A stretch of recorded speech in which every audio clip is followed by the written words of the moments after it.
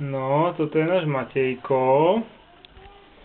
A takto máme teraz dvoch kapríkov. Dvoch kapríčkov. No, toto je, čí kaprík tento je? Môj. No, a tu je Tánička. Mamina to je. Maminka to je. Teraz si vymeníme, hej? Ako chcete, hej, jasnočka. Ty si zaradil. No neotačaj sa. Tak budeme mať maminku. Tánička, no daj, dobre. Poď maminka, poď.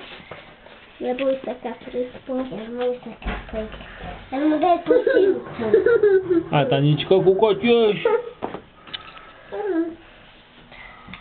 Potom sa s mosilkou. A zmočí. No, takto sa oni ľúbkajú kapríkov. Tam je Mačko, Táninka. Taký kolo do kola. Kočko, no kúkneme sa na tie rybky ešte raz. Tak kúkaj, jak vyrobiť No. Aj môj. To sú naše kapríky, to ukážeme detkovi, babke.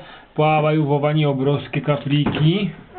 Mačko doniesol kapríka a Matúško. V jednej ruke držal Mačko kapríka, v druhej Matúško. Ideme teraz sa hýbe, lebo sú na mojej vlny. Dáš mi to tu dobre, daj. Perfektne.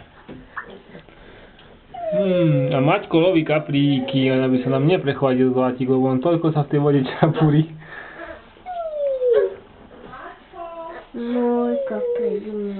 Maminka, dobrý deň. No, ocko nechce. No. To majú také. No, tam to idú ochranisti. Oni tam majú také úpienky, to znamená, že taký ochranný styk. Môžeš mu dať do pusy prštek.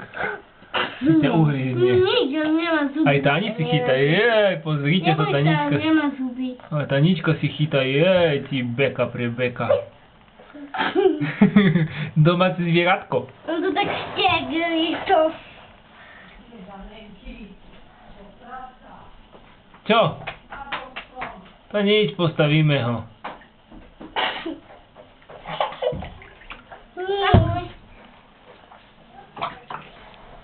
No. Koniec.